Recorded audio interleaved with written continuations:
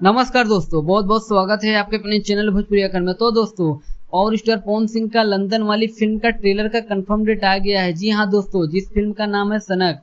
तो दोस्तों आइए जानते हैं कि इस फिल्म का ट्रेलर कब आएगा। तो दोस्तों वीडियो को लास्ट तक जरूर देखें। और भाई आप लोग से एक रिक्वेस्ट है, चैनल को सब्सक्राइब करना न भूलें। तो चलिए दोस्तों वीडियो को शुरू करते हैं। तो दोस्तों बात करें पावर स्टार पवन सिंह की यह जो फिल्म है जिसका नाम है सनक। तो दोस्तों यह एक बहुत बड़ी फिल्म है, क्योंकि दोस्तों इस फिल्म की पूरी शूटिंग लंदन में हुई है। और दोस्तों इस फिल्म में तीन प्रोड्यूसर भी है। जी हाँ दोस्तों, अभय सिन्हा, अनिल कुमार सिंह, प्रशांत जम्मू वाला। और दोस्तों इस फिल्म के डायरेक्टर है प्रेमांशु सिंह।